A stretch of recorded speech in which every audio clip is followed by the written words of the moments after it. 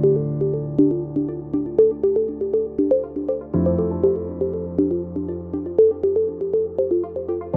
there, and welcome to Leaders in Payments and Fintech, the podcast brought to you by Edgar Dunn & Company. I'm Davide, and in this series, we are talking to the people that are driving real innovation within the payments and financial services. From embedded finance to AI agents, we're talking about real-time payments, regulatory shifts. Our guests are the ones that are turning big ideas into real-world impact. If you're enjoying the series, be sure to leave us a follow on Spotify, Apple, or wherever you listen to your podcast. Let's dive into today's podcast. We are joined by Daniel Kalish, co-founder and CEO at Nilus. Daniel, it's such a pleasure to have you joining us. Could you introduce yourself to our audience and give us a quick description at what you do at Nilus? Yeah, it's a pleasure to be here, and thanks for the opportunity following the podcast and your work, and definitely excited to be here and talk with the audience. So I'm Daniel, CEO and co-founder of Nilus. We're building agents for treasury and related workflows. So you can think about us as a TMS, but built natively with AI in the back and helping companies, pretty large companies in most cases, control, monitor, optimize their liquidity, from FX hedging to daily positioning to forecasting for 13, 52 weeks to analyzing transactions and many, many more, and down to reconciliation of cash to your ERP, and soon launching also collections. So pretty exciting these days. I think that the pace of move would never be able without AI, and that's what really driving us that fast. So yeah, that's who we are. I spent actually most of my career with PayPal, so a payment veteran. And we're lucky to work with some of the greatest companies in the world, companies like Wiz and Glossier and Planned Parenthood and many, many other great names. Yeah, I mean, there's a lot to unpack there. Just in the description of what Nilus does, you touch so many different points along money movement and how corporates manage their cash flow. So maybe let's start with the value proposition of Nilus. And, it seems like you're describing it as a single source of truth for finance teams. It's a single platform for finance teams to see all of their cash position and manage their flows. What are the pain points that you saw personally when you decided to co-found Nilus? I would say it's more than a single. There's definitely the database element that we're like a financial liquidity related database, which gets, data from banks, ERP, CRM, Excel, payroll, and many other systems, and also payment infrastructure. So there's definitely the single source of truth element, but there's the source of decision. That's something maybe a term I'm bringing here, but with the agentic layer, finally, you can really take those decisions with the system and not outside with your Excel. The reason why we started the company is the office of the CFO historically was extremely manual. We see a lot of companies dealing with that today across many different categories of the office of the CFO. But during my time at PayPal specifically, I got a first-hand view of how our customers are engaging with cash-related data. What are the asks? What are the pain points? And how none of the systems truly help them. There's legacy systems that's been in the marketplace for a while, but at best, they bring you the cash data, maybe help you with payments, but when you need to figure out how much cash I should move around, what are the hedges? What is the optimal rate? How can I reduce my DSO? How can I increase working capital efficiency? Idle cash. A lot of those nuances are, at the end of the day, happening in a side Excel files that the teams are trying to run. And AI allows you to, with all the data that we process and enrich, now all those side Excels are becoming agents. And that's what we do. And we streamline the work of treasury functions of finance teams around cash. And we also help with ROI to get more or reduce cost of the things you do today with your business. So these are the problems that we're solving for. Yeah, you really bring in a strategic layer that analyzes the data rather than just providing the data to the corporate. So you help with those decision making, as you mentioned. Definitely analyze, and more than that, if needed and if you're comfortable with this, also execution. So how much do I need to move to my UK entity from a US entity so I have enough to cover my payroll? What is the best route to do that? So like what type of rail? And then also execute this payment for you with the agentic system. So that's what we do. And I think the term, like, a lot of vendors would say, hey, we're a strategic partner. To be honest, I don't think that before the age of AI, you could really be a strategic partner. If you'd ask any legacy TMS user, they would always tell you, like, yeah, I'm running my forecast, my decision making, it's all in Excel. That's where I take my decision. It's not with a system. That is changing across the board, not just for treasury. It's changing for any type of workflow, and also outside of finance. And that's what we bring to the marketplace. Yeah. And would you say that this has been harder to solve for corporates over the last 3 to 5 years, managing all of their cash flows and all the sources of data points from a treasury standpoint? Harder in terms of managing. Do you think over the last 5 years has this become harder? In general, yes, absolutely. I think that the treasurers today are struggling. They're struggling because it's a pretty. Usually you see lean teams, maybe sometimes one-man show. Sometimes it's even, when you're a smaller company, you have a controller that is running cash. You have the VP. But businesses today are, in most cases, thinking globally from day one. Whether you're in construction or manufacturing or retail or tech, parts of your business are you're importing, you're exporting, you have headcounts everywhere. So that is the main source of complexity for treasury. You're global, you have lots of currencies, you interact with lots of different banks sometimes because every bank need to, you have a bank for a geo or for a specific project.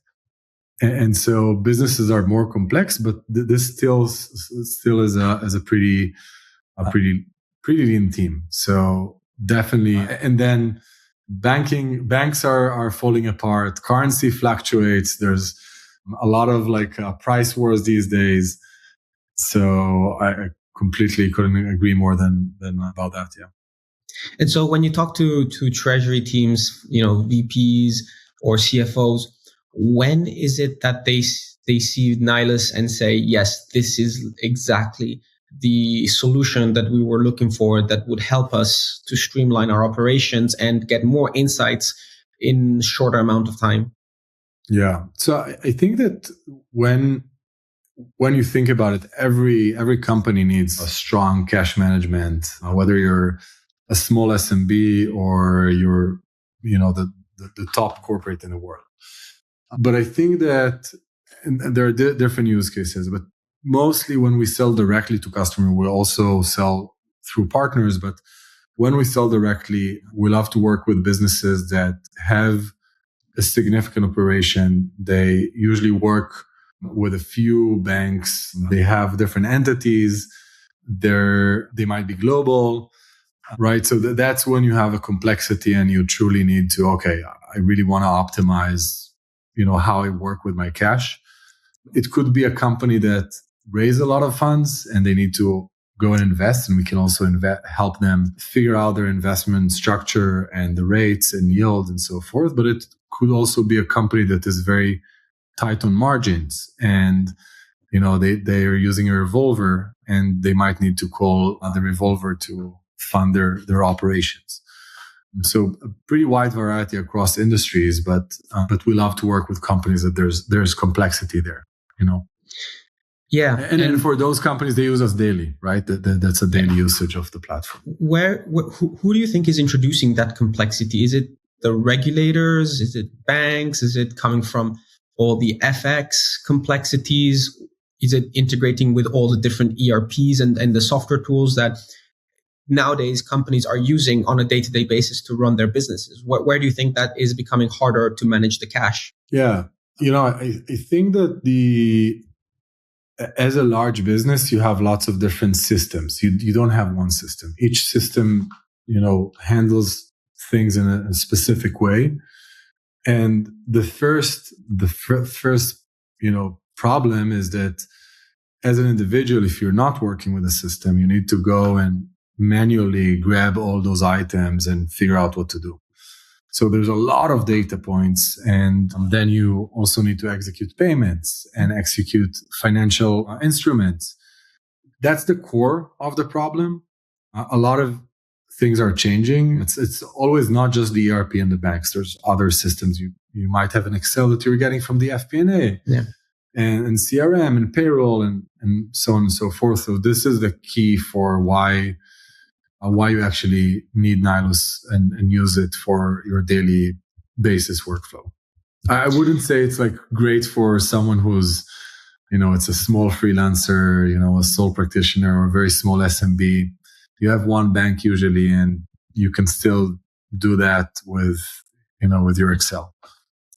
Are treasury teams still relying on Excel spreadsheets to manage their cash flow?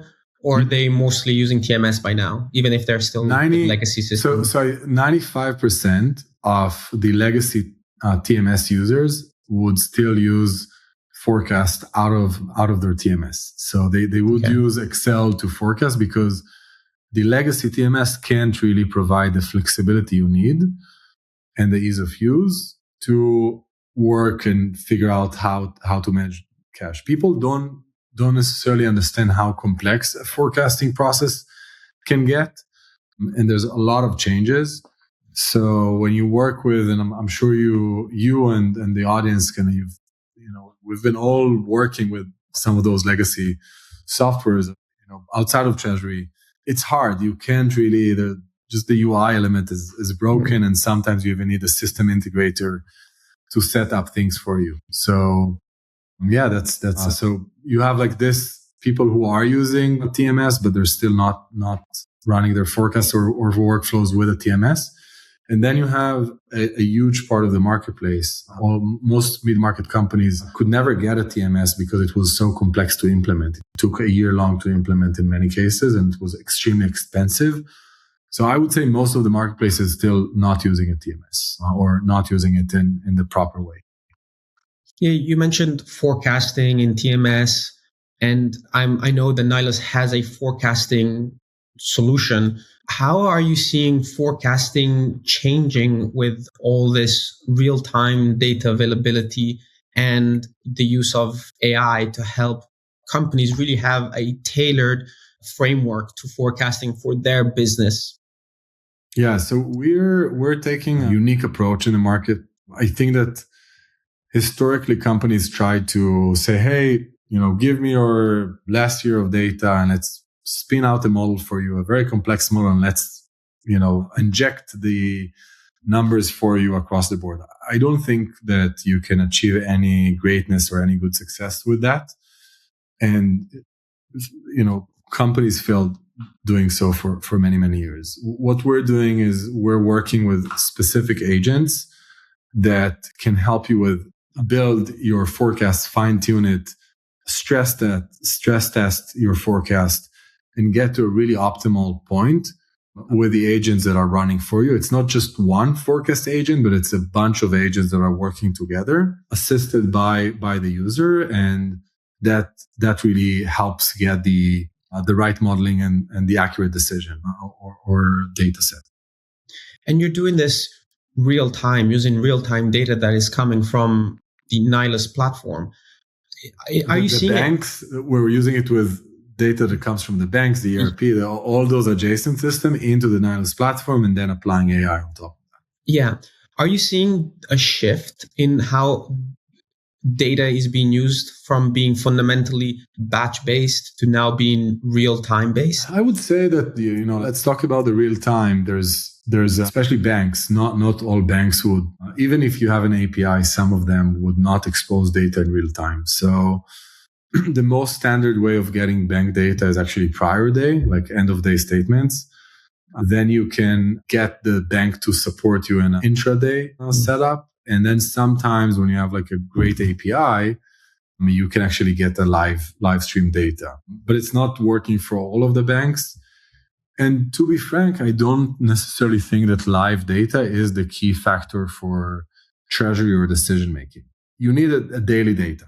Daily data sometimes a few times a day, but the decisions are more, you don't need to act within minutes. It's more of like, let's plan my day. Let's plan like this cash across all my entities and geos. Let's figure out how much I need to move. Usually the beginning of the day, you know what is your plan. And in many cases, this would be a great segue to stablecoin. Even if you make a move, it's a payment might not be real time. It's going to affect you in some cases in 2 days, in a week. I think that this is also an inflection point in the market because we're seeing more and more companies starting to engage with stablecoins, which would definitely change the way companies are moving money, especially internally between entities. But also, I think at some point, I will see more companies are doing AP cycles with stablecoins as well. So that's a pretty exciting innovation that is coming. And I'm not sure if the audience here, feels that yet, but stablecoins are here. There's a ton of money poured into those companies. Banks are already, starting to engage with these types of products and roll out their own products. And it's going to shift the entire payment infrastructure, in my opinion. Yeah, I mean, we obviously, have been following stablecoins, the trajectory that they've been taking in the market. Have you seen this amongst your customers that they are asking or even already using stablecoins to streamline money movements internally within the business and even maybe get around some of the FX movements? I think that at this point, only the most sophisticated businesses, it's at this point, it's still not a lot of businesses who are adopting, but I think that would have a same pattern as the AI revolution had. If we were talking a year ago, you would see a lot of concern from CFOs. You would see a lot of hesitation. How can I trust that? I'm not sure. I might prefer like a standard rule. And very quickly, this thing changed completely. And now CFOs are, if the tool is not AI native by nature, we're not going to work with it. I think that from what I'm seeing now, and AI has been around for a few years now. And I think what the shift, the attention, the money that is put into stablecoin companies, I think we'll see the same shift coming to the corporate treasury management. And that's a pattern I'm seeing in the market. And while we're talking about CFO expectations, how have those changed when it comes to cash visibility and control over cash in the last few years? Yeah, that's definitely ties back to the nature of business. I think that CFOs today, they want to be able to get decisions, clarity and depth in a way that is dramatically different and better than what it was like a few years ago. I don't know if you're experimenting with some of the LLMs today with your Excel, right? It's truly exciting. You can get very sophisticated models and you can prompt it with natural language. So the expectation in the marketplace from the CFO level to the senior leadership level down to the most junior employee in the CFO office has completely changed. And now the expectation is that the platform would give you those points of references, high reliability, and then decision making without all the hustle and a team of 10 people in the back. Right. So you think that CFOs will be able to be more involved and directly engage with the platforms using LLMs to really extract data and make those decisions themselves rather than relying on a large team of employees to analyze and then make the recommendations to the CFO? Yeah, we're already seeing that. Like, I do think that you'll still need the key individuals and positions but you won't need an army of all those positions. So my advice for everyone who's in the finance space, you actually need to excel. You need to be a leader within your own department. As leaders in your own department, as key employees, you will work with the software, with Nilus hopefully in the back. But companies, and I think it's clear for everyone, would not need like a team of very large teams across the board. By the way, it's like a different topic, but you see that with support and IT. There are companies that are just, they go and there's 100,000 and sometimes many thousands of support employees, and AI is completely taking it away. So So if we fast forward 3-5 years time, what do you think will look broken looking back in today's finance and payment stack for treasury teams? Yeah, that's a really good question. I think that the teams would have much more control. We're building our platform with a lot of flexibility, and we're actually exposing more and more tools and capabilities to our users. So you would be able to build a lot yourself with the right tooling and the right kind of partners. I think that you will still need the platforms to actually bring everything. People are talking these days about, you see the SaaS sell-off. And I think there's definitely a way you can vibe code some of those apps, but still having your data reliable, getting there in, every day. Just saw a recent article about where the value would actually go. So there's, I think there's like people talk about today about the value going to either the data layer or the agentic app layer. And I agree. The more you can be at the decision making, do tasks and help with agents, but also the more you can make sure that it's always reliable, always on. Data is coming from all those places. These are the areas where the value would go for. And I believe we'll see more and more. I don't think we'll see, ask me what will still be broken. I think that the legacy providers, if they don't completely change the way they work, it's going to be hard for them to compete in the marketplace. And I don't know. It's pretty hard besides that to see where we will be. What do you think? Where do you think? No, I mean, I agree with you. And it's interesting because you talk about the AI application layer and the data layer. I was going to ask you, what kind of fintech players or infrastructure players do you think are the ones that are best positioned to win going forward? And I think you answered that by saying it's, those two layers are going to become more and more important. And those are the layers that you need to own to be able to succeed in the future. Right? Yeah. And fintech, as an example, I think that is actually in a really good position because you're dealing with real life use case, money movement, while some of the companies, they don't have with the changes of the world and how things are moving, they might not have a big moat anymore. So you're obviously, I think Nilus was founded 4 years ago, 5 years ago, correct?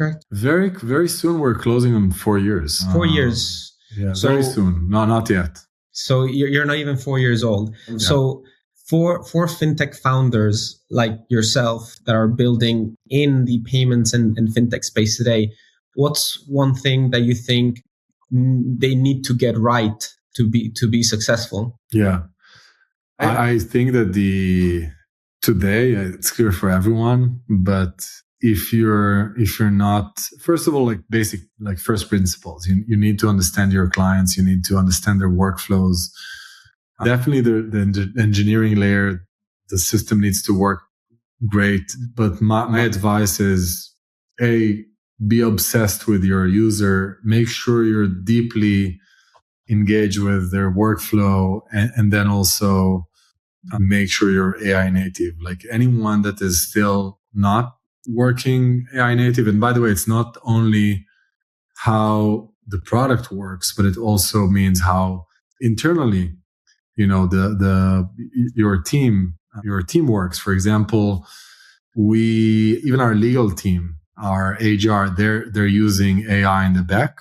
So that all needs to happen, and it happens together, and then you're really seeing the results coming up from it. Right. So it's not just that the product solution has to have AI features in it, but also in the background, the team needs to be working with the AI to, also get comfortable with. Correct. Yeah. You need like an energy, a culture of AI. And if only your product is doing that and your people are not doing that, you yourself as a founder, you're not doing that, that's not going to happen. I build agents every night. That's what gets me excited. So yeah. It's never been easier than today to do that. Yeah. Final question from me. If you were to share a piece of advice to CFOs, finance teams, in terms of what they should be doing now to avoid being in a worse position in a couple of years from now in how they manage their cash flow, what would you advise them? I think that my advice is there's so much opportunity outside in terms of new vendors across the board. It's very clear that you need to go and adopt AI and change the way you do stuff today. And in my advice, I think CFOs are sometimes struggling, saying, well, I'm not sure if it would work, if there's a lot of concern. And what we try to do is no problem. We're happy to give you, to pilot, to give you the option to test. It's really easy today. So my advice is, go and implement, test it before, a big commitment, make sure you're comfortable with that, and you will see the ROI coming from that. So that's how I think about that. Perfect. Great. Well, Daniel, it's been a pleasure to have you part of the podcast. And for everyone listening in, thank you for joining us in the Leaders in Payments and Fintech by Edgar Dunn & Company. We're eager to hear from you. So please head over to our website, LinkedIn, in our show notes, and click connect with us and to share your ideas or to just say hello.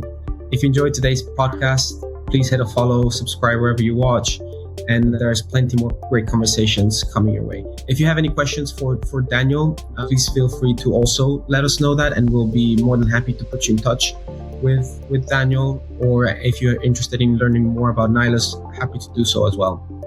Yeah, it's nilus.com or my LinkedIn. Happy to get in touch. Thank you so much. It was a pleasure. All right. Thank you. Until next time, take care. Thank you. Great.